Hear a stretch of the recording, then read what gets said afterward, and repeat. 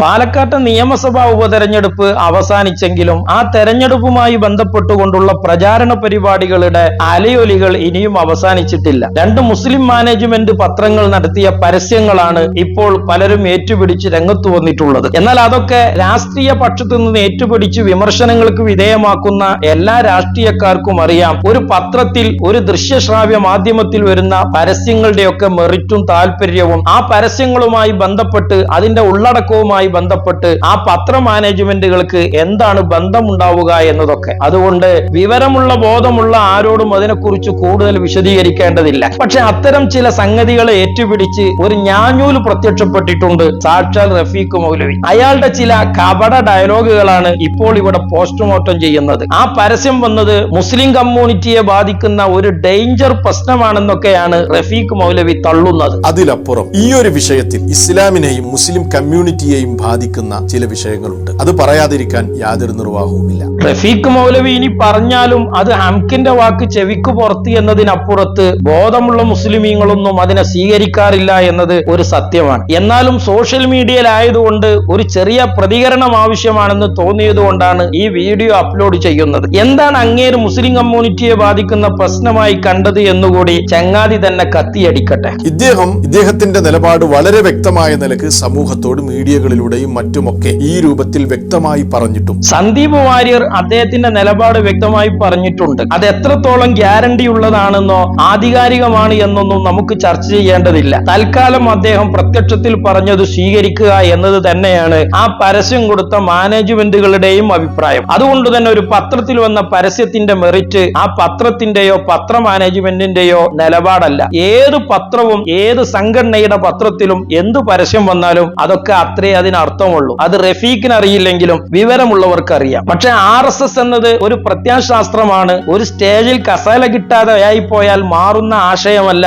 RSSകാരന്റെ ആശയം എന്നതൊക്കെ വളരെ ഗൗരവമായി മുസ്ലിമീങ്ങൾ ചർച്ച ചെയ്യേണ്ട കാര്യം തന്നെയാണ്. അതോടൊപ്പം സന്ദീപ് വാര്യർ എന്ന് പറയുന്ന RSSകാരൻ മതേതരത്വത്തിലേക്ക് തിരിച്ചു വരുമ്പോൾ സ്വാഭാവികമായും അദ്ദേഹത്തിന്റെ മുൻകാല നിലപാടുകൾ സമൂഹത്തിൽ പ്രദർശിപ്പിക്കാൻ പാടില്ല. ഇനി പ്രദർശിപ്പിക്കാമെന്നാണ് അദ്ദേഹത്തിന്റെ നിലപാടെങ്കിൽ ആ പറഞ്ഞ കാര്യങ്ങൾ അതേപടി ഒരു പത്രത്തിൽ പരസ്യമായി വന്നതിന്റെ പേരിൽ ഇങ്ങനെ ആകാശം പൊളിഞ്ഞു ചാടുമെന്ന് വിളിച്ചു പറയേണ്ട കാര്യവുമില്ല. പിന്നെയും അദ്ദേഹത്തിന്റെ ഭൂതകാലം ചികഞ്ഞുകൊണ്ട് പരസ്യം കൊടുക്കുക എന്നത് ശരിയാണോ? നിങ്ങൾ പറ. അദ്ദേഹത്തിന്റെ ഭൂതകാലം അദ്ദേഹത്തിന്റെ മുഖപുസ്തകത്തിൽ വളരെ പരസ്യമായി ബാക്കി കിടക്കുന്ന ഒരു കാര്യമാണ്. അതാണ് ഒരു രാഷ്ട്രീയ പാർട്ടി പരസ്യമായി തന്നത്. ആ FBയിൽ കണ്ട അതേ പ്രാധാന്യം തന്നെ ഈ പത്രത്തിലെ പരസ്യത്തിനും ഒരു പത്ര മാനേജ്മെന്റ് കാണേണ്ടതുള്ളൂ. അത് പ്രത്യേകിച്ച് മുസ്ലിമീങ്ങൾ ചെയ്യുക എന്നത് എത്രമാത്രം ഗൗരവമാണ്. കാരണം എന്താ, ഇത്തരം വിഷയങ്ങളിലൊക്കെ കൃത്യമായ നിലപാട് പഠിപ്പിച്ച നീതിയുടെ മതമാണ് ഇസ്ലാം എന്ന് പറയുന്നത്. ഒരു നൂറ്റാണ്ട് കാലം മുസ്ലിം കേരളത്തിന്റെ മുഖ്യധാരയിൽ ഷിർക്കിന്റെ ചാപ്പ കുത്തി തെരുവിൽ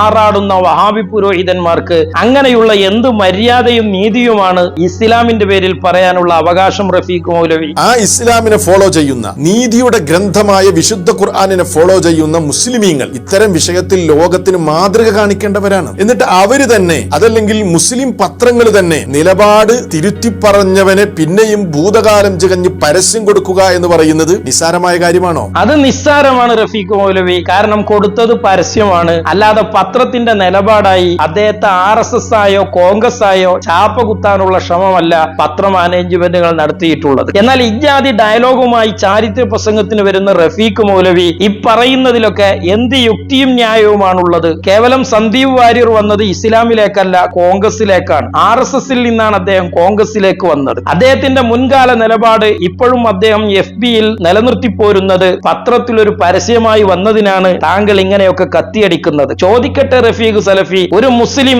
ജീവിതത്തിൽ നാഴികക്ക് 40 വട്ടം ലാ ഇലാഹ ഇല്ലല്ലാഹ് പ്രഖ്യാപിക്കുകയും ലാ ഇലാഹ ഇല്ലല്ലാഹയാണ് എന്റെ നിലപാടും എന്റെ വിശ്വാസവുമെന്ന് ആവർത്തിച്ചു പ്രഖ്യാപിക്കുകയും ചെയ്യുമ്പോൾ അങ്ങനെയുള്ള മുസ്ലിമീങ്ങളെ സംബന്ധിച്ച് എന്താണ് നിങ്ങൾ ചാപ്പ കുത്തുന്നത്? അല്ലാഹു അക്ബർ എന്ന് പറഞ്ഞിട്ടാണ് അവർ പോരാടി. അല്ലാഹു അക്ബർ എന്ന സ്ഥാനത്ത് മൊയ്തീൻ ശൈഖിനെ പ്രതിഷ്ഠിച്ച മുശ്രിക്കുകളായ സുന്നി സമൂഹത്തിനിടയിലാണ് എനിക്ക് നിങ്ങൾക്കും തൗഹീദ് പറയാനുള്ളത്. മനസ്സിലായോ റഫീഖ് മൗലവി? ജീവിതത്തിന്റെ ഓരോ ശ്വാസോച്ഛ്വാസങ്ങളിലും ലാ ഇലാഹ ഇല്ലല്ലാഹ് ആവർത്തിച്ചു പറഞ്ഞുകൊണ്ടിരിക്കുന്ന, ഹൃദയത്തിൽ അതൊരു വിശ്വാസമായി കൊത്തിവെച്ചിരിക്കുന്ന, അതാണ് ഞങ്ങളുടെ വിശ്വാസമെന്ന് ആവർത്തിച്ചു പ്രത്യക്ഷത്തിൽ പറയുന്ന മുസ്ലിമീങ്ങളെ കുറിച്ചാണ് നിങ്ങൾ ഈ പറയുന്നത്. സന്ദീപ് വാര്യര് കോൺഗ്രസിലേക്ക് വന്ന് RSS വലിച്ചെറിഞ്ഞു എന്നതല്ല, അതിനേക്കാൾ ഗൗരവമാണ് ലാ ഇലാഹ ഇല്ലല്ലാഹ് ഇല്ലല്ല പറയുന്ന മുസ്ലിമീങ്ങളെ കുറിച്ച് ഈ ചാപ്പകുത്തൽ എന്താണ് റഫീഖ് മൗലവി അതിൽ മുസ്ലിമീങ്ങളുടെ നിലപാട്? മഹാനായ മുഹമ്മദ് റസൂലുള്ളാഹി സ്വല്ലല്ലാഹി അലൈഹി വസല്ലം തങ്ങൾ ഈ വിഷയത്തിൽ പ്രകടിപ്പിച്ച നിലപാട് എന്താണ്? മഹാനായ ഉസാമ റളിയല്ലാഹു തആല അൻഹുവിനെ ഒരു പ്രദേശത്തേക്ക് നിയോഗിക്കുകയും അവിടെ ചെന്ന് ഒരു യുദ്ധത്തിൽ ഏർപ്പെടുകയും ചെയ്യേണ്ട സന്ദർഭത്തിൽ മഹാനായ ഉസാമ റളിയല്ലാഹു അൻഹു തന്റെ അനുഭവം പങ്കുവെക്കുന്നത് പ്രമാണങ്ങളിലില്ലേ? ആ സമൂഹത്തോട് യുദ്ധം നടത്തേണ്ടി വരികയും ആ സമൂഹത്തെ ആട്ടിയോടിക്കുകയും ചെയ്യേണ്ടി വന്ന പശ്ചാത്തലത്തിൽ തന്റെ മുമ്പിൽപ്പെട്ട ഒരു ശത്രു ആ ഉസാമ റളിയല്ലാഹു അൻഹുവിന്റെ മുമ്പിൽ നിന്നുകൊണ്ട് ലാ ഇലാഹ ഇല്ലല്ലാഹ് പ്രഖ്യാപിക്കുകയാണ്. ലാ ഇലാഹ ഇല്ലല്ലാഹ് പ്രഖ്യാപിച്ച സമയത്ത് കൂടെയുണ്ടായിരുന്ന അൻസാരിയായ ഒരു സ്വഹാബി ആ മനുഷ്യനെ വെറുതെ വിടാൻ തീരുമാനിക്കുകയാണ്. എന്നാൽ ആ സമയത്ത് ഉസാമ റളിയല്ലാഹു അൻഹു തന്റെ ആയുധം എടുത്തുകൊണ്ട് ആ മനുഷ്യനെ ആക്രമിക്കുകയും കൊലപ്പെടുത്തുകയും ചെയ്ത വിവരം ബഹുമാനപ്പെട്ട നബി സല്ലല്ലാഹു അലൈഹി വസല്ലം തങ്ങളുടെ മുമ്പിലെത്തിയപ്പോൾ എന്താണ് നബി സല്ലല്ലാഹു അലൈഹി വസല്ലം തങ്ങൾ ഉസാമ റളിയല്ലാഹു അൻഹുവിനോട് പ്രതികരിക്കുന്നത്? യാ ഉസാമ ഖതൽതഹു ബഅദമാ ഖാല ലാ ഇലാഹ ഇല്ലല്ലാഹ്, ലാ ഇലാഹ ഇല്ലല്ലാഹ് പറഞ്ഞതിന്റെ ശേഷം ആ മനുഷ്യനെ താങ്കൾ കൊന്നുവോ എന്നാണ് നബി സല്ലല്ലാഹു അലൈഹി വസല്ലം തങ്ങൾ ചോദിച്ചത്. അതിന് സ്വാഭാവികമായി ഉസാമ റളിയല്ലാഹു അൻഹു പറഞ്ഞൊരു പ്രതികരണമുണ്ട്, നബിയെ ഞങ്ങളുടെ ആയുധത്തിൽ നിന്ന് രക്ഷ നേടാനാണ് അദ്ദേഹം അങ്ങനെ ഒരു വാചകം പ്രയോഗിച്ചത് എന്ന്. ഇത് പറഞ്ഞപ്പോഴും മഹാനായ നബി സല്ലല്ലാഹു അലൈഹി വസല്ലം തങ്ങൾ അതീവ ഗൗരവത്തോടെ ആവർത്തിച്ചു കൊണ്ടിരിക്കുകയാണ്, ഖതൽതഹു ബഅദമാ ഖാല ലാ ഇലാഹ ഇല്ലല്ലാഹ്, ലാ ഇലാഹ ഇല്ലല്ലാഹ് പറഞ്ഞതിന്റെ ശേഷവും ആ മനുഷ്യനെ താങ്കൾ കൊന്നുകളഞ്ഞോ എന്ന ചോദ്യം. പ്രിയപ്പെട്ട റഫീഖ് മൗലവി, ഇവിടെ ഒരു രാഷ്ട്രീയ കാലുമാറ്റമല്ല നമ്മൾ ചർച്ച ചെയ്യുന്നത്. ലാ ഇലാഹ ഇല്ലല്ലാഹ് മുഹമ്മദുർ റസൂലുള്ളാഹ് എന്ന് ജീവിതത്തിൽ ഉടനീളം പ്രഖ്യാപിക്കുന്ന, മനസ്സിൽ ആ ആദർശം കൊത്തിവെച്ച ഇവിടെയുള്ള ഭൂരിപക്ഷ മുസ്ലിമീങ്ങളെ കഴിഞ്ഞ ഒരു നൂറ്റാണ്ട് കാലം ഷിർക്കിന്റെയും കുഫറിന്റെയും ചാപ്പകുത്തി തെരുവിൽ ആറാടിയ ഒരു ആദർശത്തിന്റെ പക്ഷത്തു നിന്നുകൊണ്ടാണ് സന്ദീപ് വാര്യർക്ക് വേണ്ടി താങ്കൾ ഈ വൃത്തികെട്ട സുവിശേഷം ഓതാൻ വരുന്നത്. എന്നാൽ സന്ദീപിനേക്കാൾ ഗൗരവമാണ് ഇവിടെയുള്ള സാദാത്തുക്കളും ആലിമീങ്ങളും അടക്കമുള്ള ലാ ഇലാഹ ഇല്ലല്ലാഹ് പറയുന്ന മുസ്ലിമീങ്ങൾക്കെതിരെ ഷിർക്കിന്റെ ചാപ്പകുത്തൽ. ഇതൊരു സമൂഹത്തെ മാത്രമല്ല, വ്യക്തികളെ എടുത്തുകൊണ്ടും നിങ്ങൾ ഈ ചാപ്പുകുത്തൽ നടത്തിയിട്ടില്ലേ?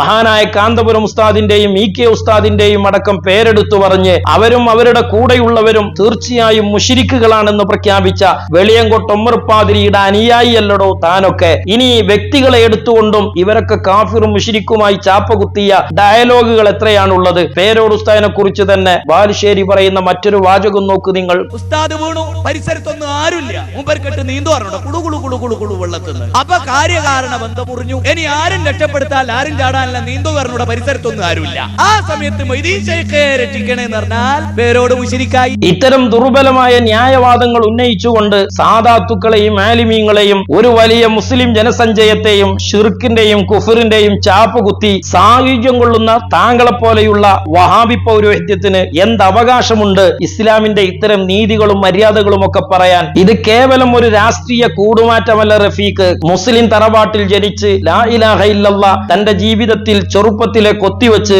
ലാ ഇലാഹ ഇല്ലല്ലാഹ് ചൊല്ലി മരിക്കണമെന്ന് ആഗ്രഹിക്കുന്ന മുസൽമാന്റെ നെഞ്ചത്തേക്ക് ഇനിയും നിങ്ങൾ കാഫിറും മുശ്രിക്കുമാണെന്ന് വിളിച്ചു കൂവുമ്പോൾ ഇല്ലാത്ത എന്ത് മനസാക്ഷി കുത്താണോ സന്ദീപ് വാര്യരുടെ കാര്യത്തിൽ തന്റെയൊക്കെ മനസ്സിലുള്ളത്? ആർക്ക് വേണ്ടിയാണ് താങ്കളൊക്കെ ഈ വിവരക്കേട് വിളിച്ചു കൂവുന്നത്? ഇസ്ലാമിലേക്ക് ഒരാൾ വന്നാൽ അല്ലെങ്കിൽ ഒരു രാഷ്ട്രീയമായ കാലുമാറ്റങ്ങളും കൂടുമാറ്റങ്ങളും ഉണ്ടായാൽ അതിലൊക്കെ എന്താണ് പക്വതയായ നിലപാടുകളും നയങ്ങളും സ്വീകരിക്കേണ്ടത് എന്ന് ഇവിടുത്തെ മുസ്ലിമീങ്ങൾക്കറിയാം. അതവർ സ്വീകരിച്ചു പോരുന്നുമുണ്ട്. എന്നാൽ ഒരു പത്രം എന്താണ് പരസ്യം കൊടുക്കേണ്ടത്, ആ പരസ്യത്തിന് ഒരു പത്ര മാനേജ്മെന്റിനോട് ആശയപരമായുള്ള ബന്ധം എന്താണ് എന്നതൊക്കെ വിവരമുള്ളവർക്ക് ബോധ്യമുള്ള കാര്യവുമാണ്. അതുകൊണ്ട് ഇത്തരം വിടവിലൊന്നും കോലിട്ടിളക്കി വഹാബിസം ചെലവാക്കാമെന്ന് റഫീഖ് മൗലവി സ്വപ്നം കാണുകയേ ചെയ്യേണ്ട.